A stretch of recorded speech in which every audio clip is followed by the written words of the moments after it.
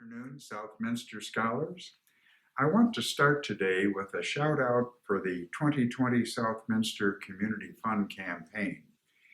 One of the recipients of this fund is the Queens College Learning Society, and this year's keynote speaker is Doris Kearns Goodwin, historian and Pulitzer Prize winner. You'll recall her book, Lincoln, Team of Rivals, and the blockbuster movie that we saw 2 summers ago. And her topic is going to be the 2020 election. Where do we go from here? She'll be speaking in Charlotte on November 17 and will be streamed live on QB.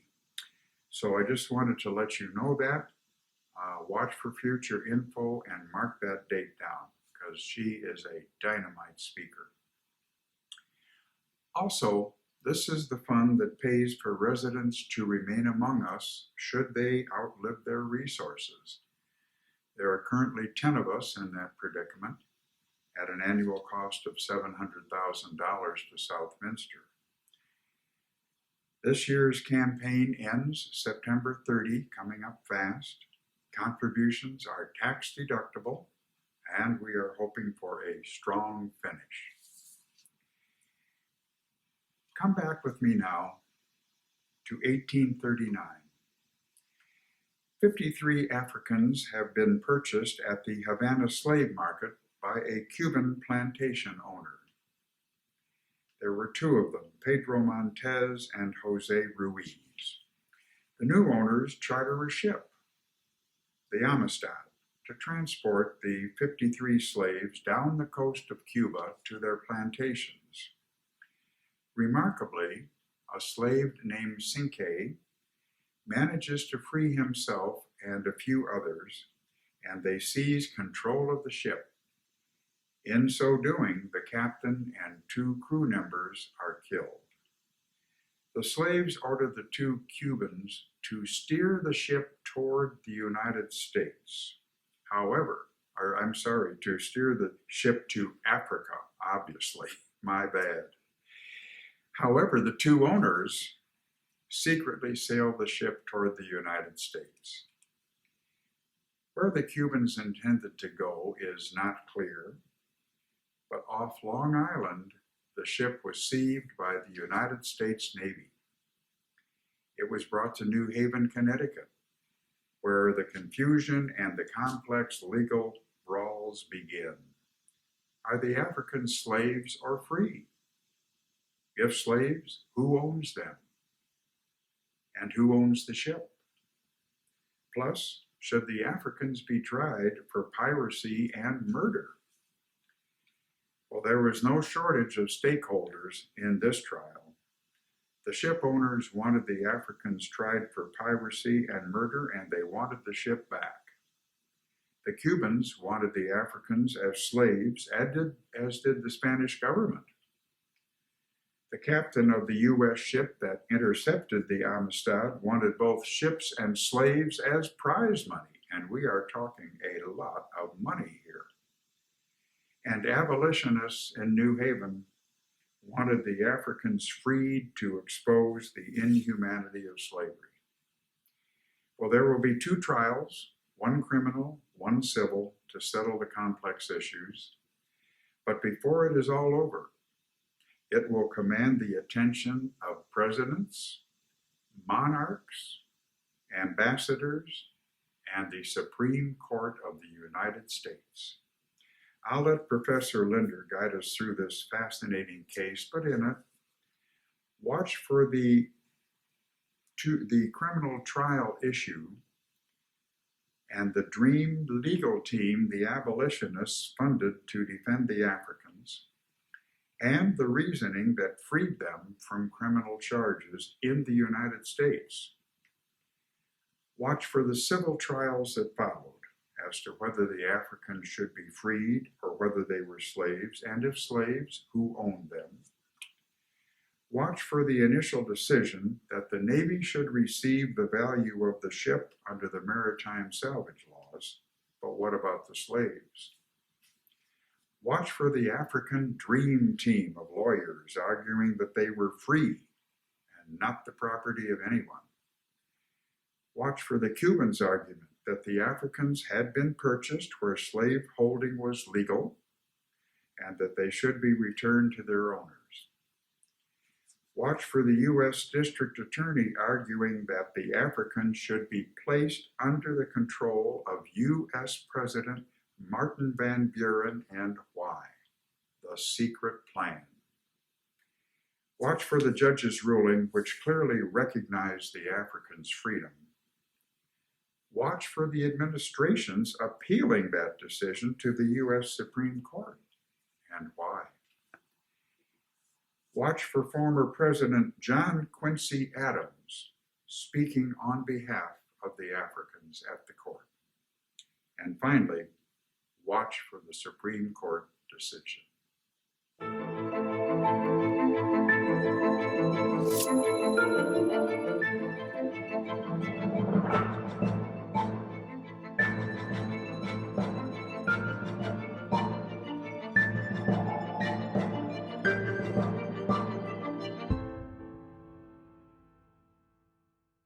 The year is 1839, and the place is just off the north coast of Cuba.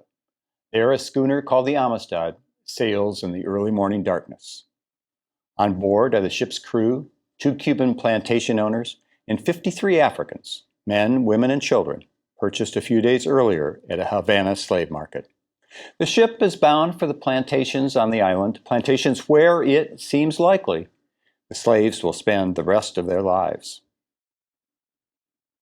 It might have been an ordinary day, but the actions of one would-be slave on the Amistad that morning set in motion an improbable series of events. In the end, his actions will create a controversy that comes to command the attention of presidents, ambassadors, and queens, American politicians on both sides of the slavery question, and the United States Supreme Court. The controversy that ensues will preoccupy the public, and for abolitionists, create a cause that would build momentum for their great aim to end slavery.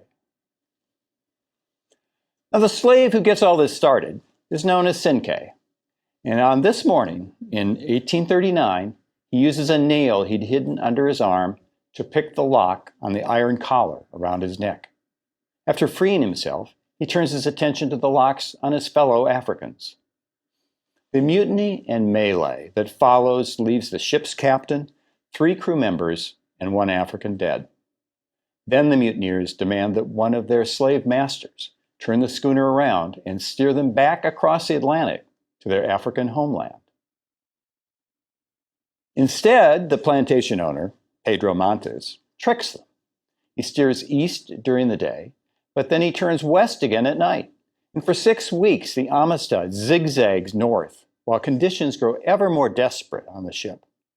After 10 Africans die, Cinque has no choice but to order the Amistad steered to shore. And the shore turns out to be the eastern tip of Long Island, not far from present-day East Hampton. Within a day after anchoring just off the coast, the Amistad is spotted from a naval vessel under the command of Lieutenant Thomas Gedney. Gedney orders the seizure of the schooner, its cargo, and the Africans. And while he knows a port in New York is much closer, he brings his prize to a port in New London, Connecticut. Why? Well, most likely Gedney knows that slavery is illegal in New York, but not in Connecticut. He intends to go to court to seek salvage, basically a percentage of the value of the cargo, including the value the Africans would have as slaves. And his prospects might be better in Connecticut. The Amistad carries silk, wine, saddles, and gold, cargo worth about $40,000 in 1839 dollars. And the value of the slaves, if sold at auction, might be an additional $25,000. In part, then, this will be a case about money, but it is also going to be a case about the basic rights of people stolen from their African homeland. The trials that follow present 3 questions that we'll be addressing today. First, are the African mutineers criminals? Second, are they property? And finally, if they are neither criminals nor property, then what should happen to them? Should they be returned to their homeland in Africa? Should they be free to go or stay as they wish? Each of these questions will lead us deeper into a fascinating episode in American history. So let's jump right in and address the first one. Are the Africans of the Amistad criminals?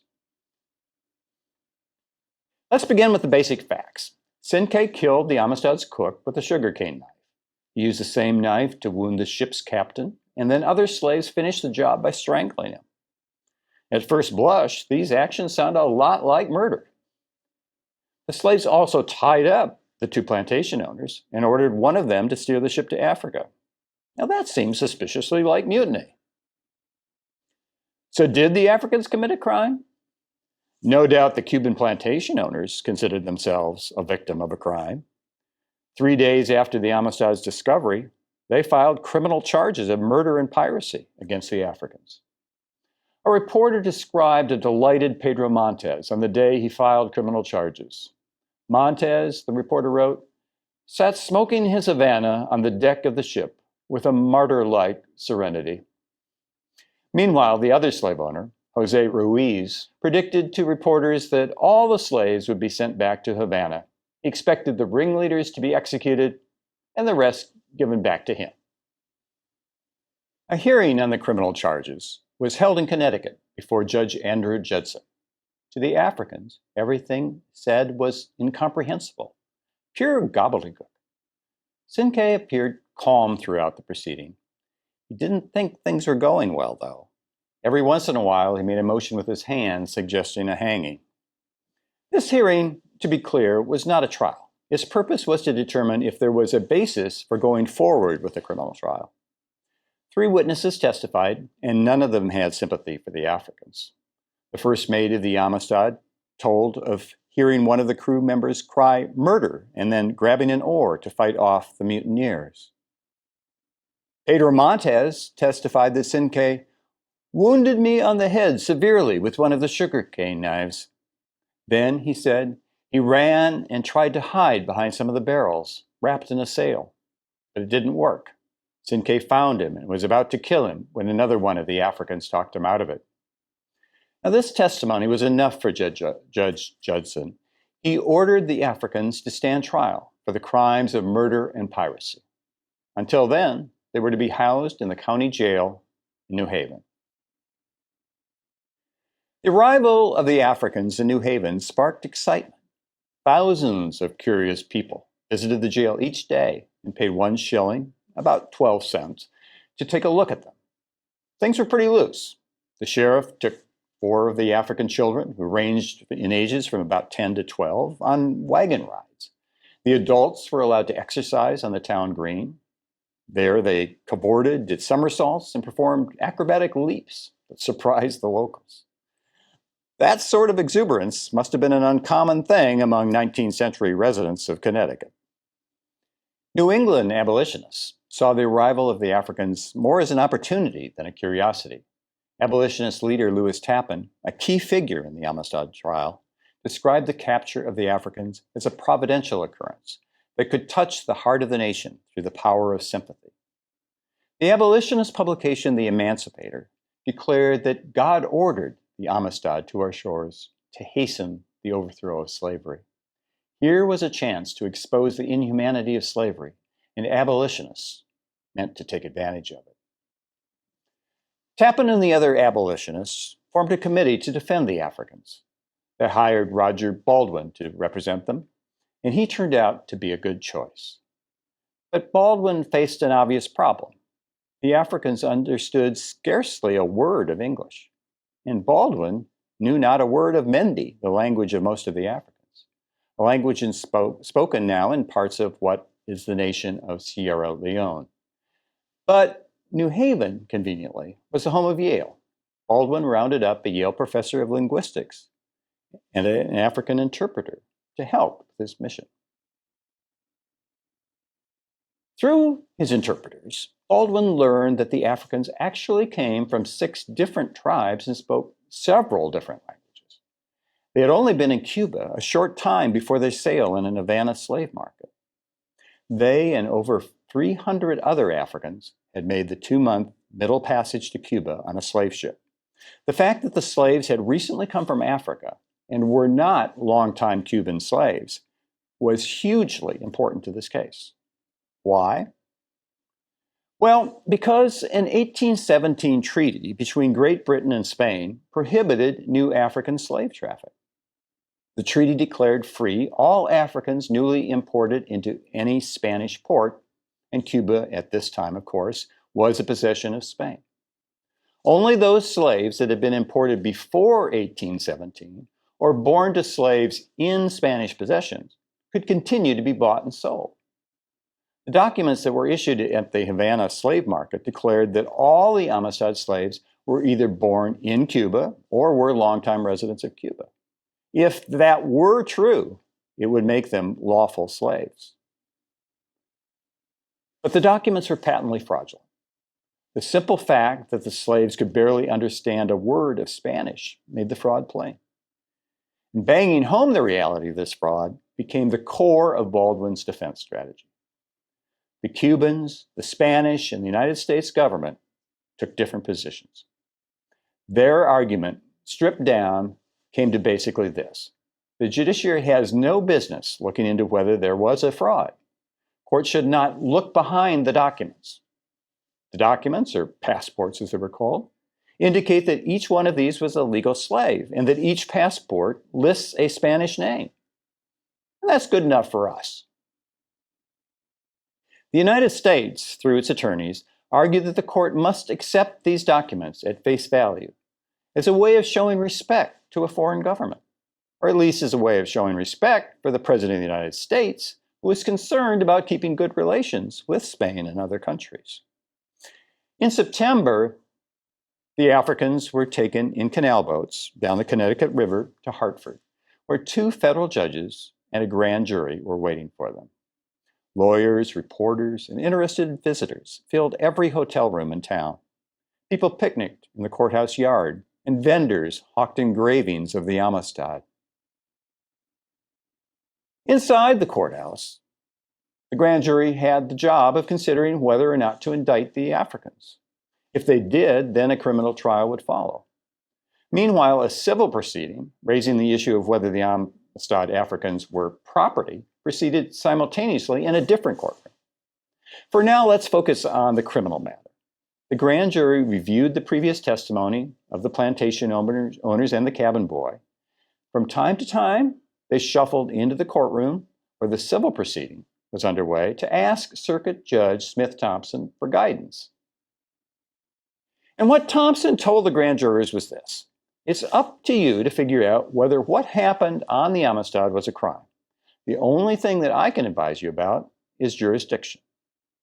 Perhaps Judge Thompson's comments about jurisdiction got the grand jury thinking, because the next time they trotted into court, they came in with a report of their findings. And the really important finding, not a hard one to have made here, was that the killings and the mutiny did not take place within the territorial waters of the United States.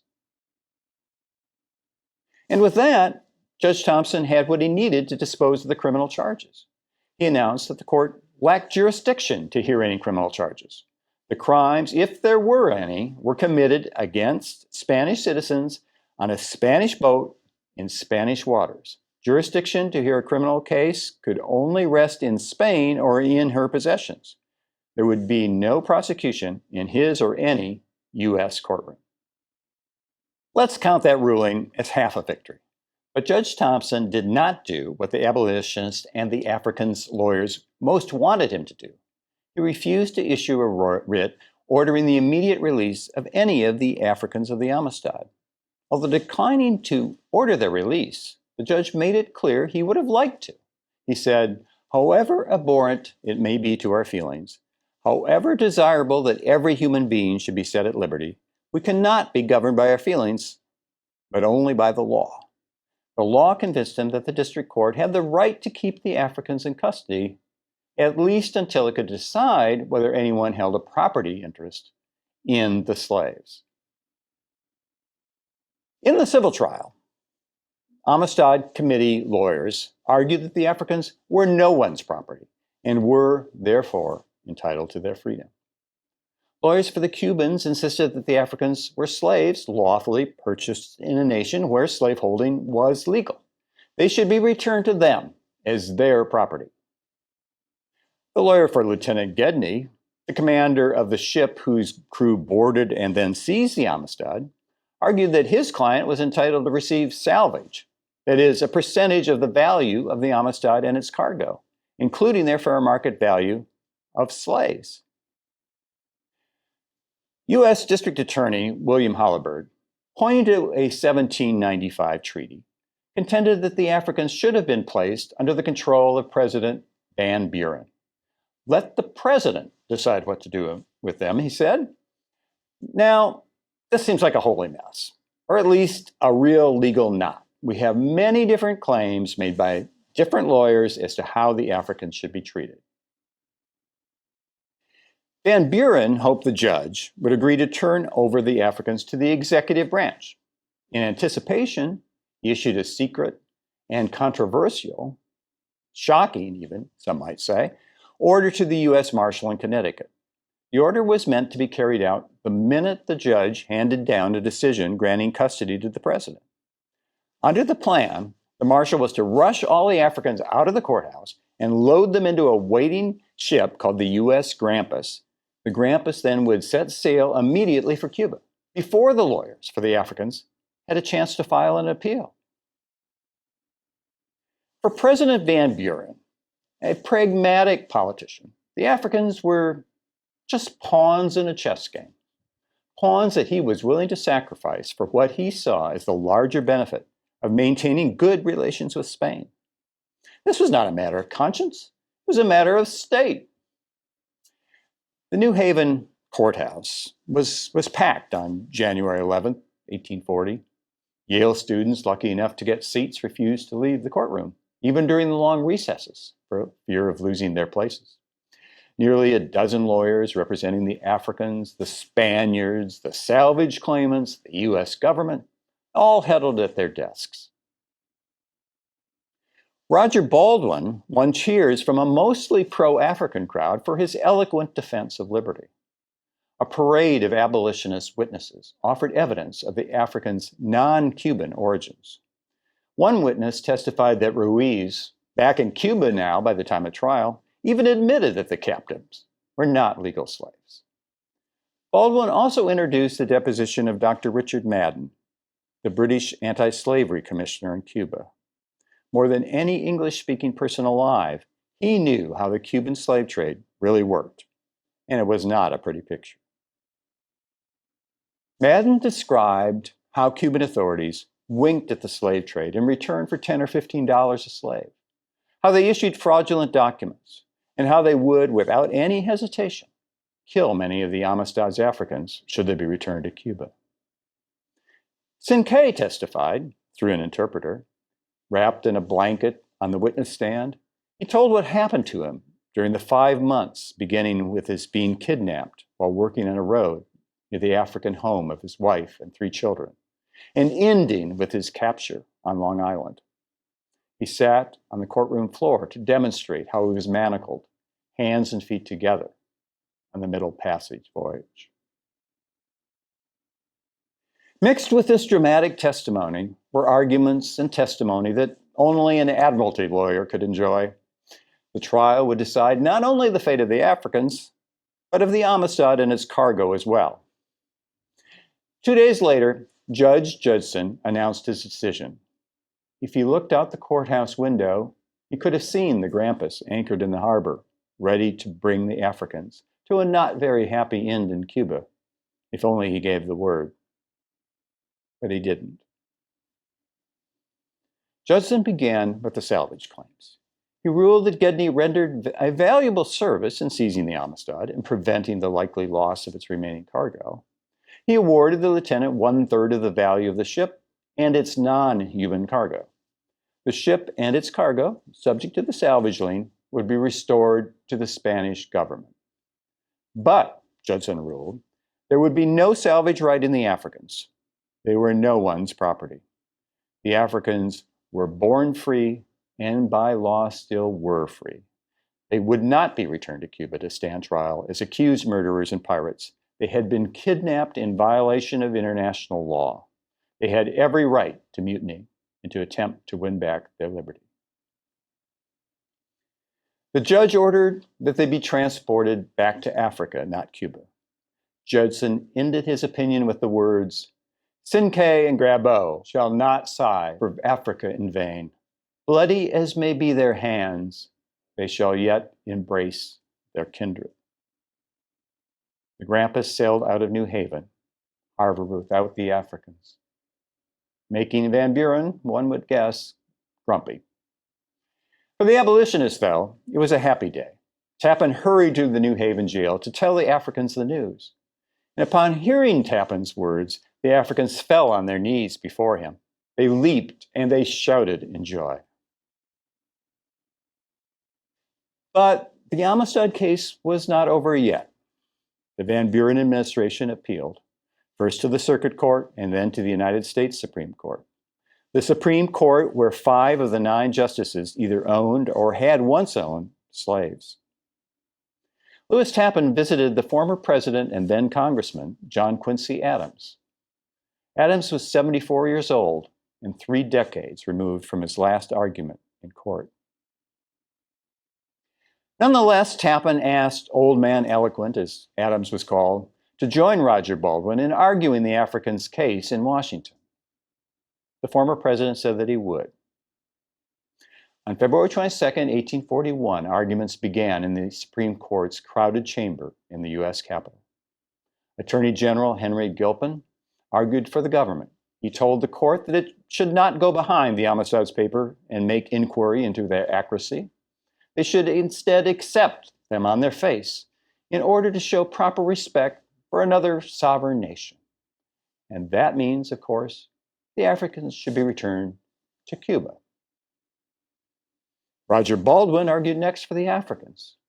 Courts can and should look to see if the Cuban paperwork is fraudulent. If the court finds fraud, then treaties should govern, and the Africans should be declared free to go home to Africa if they choose, free to stay in the United States if they choose. That was the argument that had persuaded the lower courts, and Baldwin hoped it would convince the justices as well. But the lawyer everyone was waiting to hear was John Quincy Adams. Justice Joseph Story later called Adams' argument extraordinary for its power, for its bitter sarcasm, and for its dealing with topics far beyond the record and points of discussion.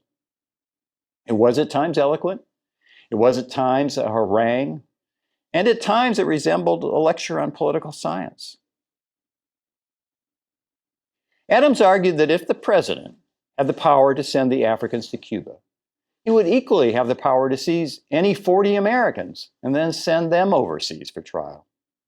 He blasted Spain for its position in the case.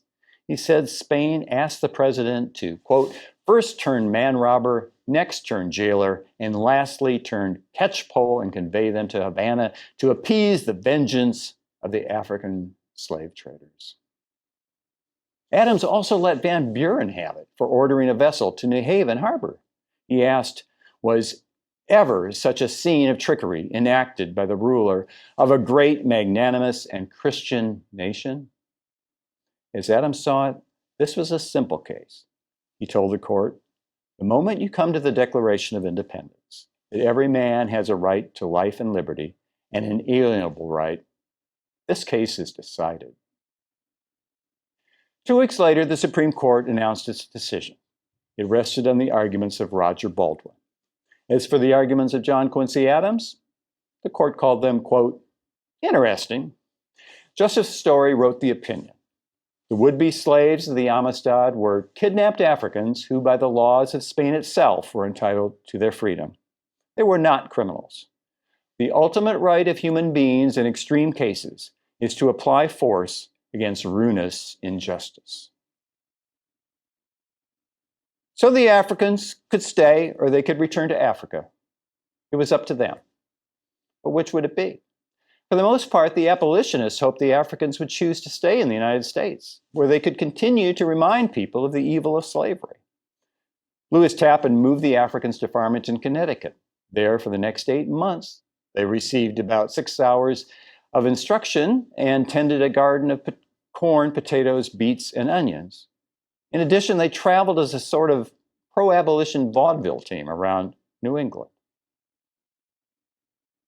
But those close to the Africans saw a change taking place. To the dismay of their spiritual advisors, some sang songs or turned somersaults for shillings. Encounters with local residents were mostly positive, but there were insults, incidents, and even fights. Many were homesick. One African drowned, and people suspected it was a suicide. By September, Tappan knew it was time to send the Africans home. He appealed for clergymen willing to accompany the Africans to their homeland and to start a Christian mission there. 2 months later, he had several volunteer missionaries and the money necessary to charter and provision a ship. On December 4th, 1841, Lewis Tappan, a handful of other abolitionists, and the Africans gathered on a steamboat that would take them to a larger ship anchored off Staten Island. Tappan said goodbye and presented each African with a gift, a memento of their 2-year stay. Only in fairy tales do people live happily ever after. After 50 days at sea, the ship put down anchor in Freetown Harbor. But it didn't take long for the missionaries to realize they had their work cut out for them. After disembarking, some of the Africans stripped and engaged in what missionaries called heathenish dancing. Soon the missionaries wrote letters complaining of their Amistad students. Some fell back on what the missionaries called their licentious habits. Some disappeared, and others were just trouble. Another slave pleased the missionaries by becoming a minister, but then disappointed them by practicing polygamy. The missionaries, however, could also report success stories, such as Margru, the young woman who returned to the United States to study at Oberlin College and then spent the rest of her life working on the African mission. The last of the Amistad Africans to have contact with the mission was Sinkay. In 1879, old and emaciated, he stumbled into the mission and asked to be buried among the graves of the American missionaries. Although every president from the time of the Amistad decision to the Supreme Court until 1860 urged that Spain be compensated for its loss, efforts to appropriate funds for such a purpose were blocked consistently by Congress. John Quincy Adams led the opposition to compensation efforts until his death in 1848. He called the proposal a robbery on the people of the United States. With the election of Abraham Lincoln in 1860, Spain's efforts came to an end.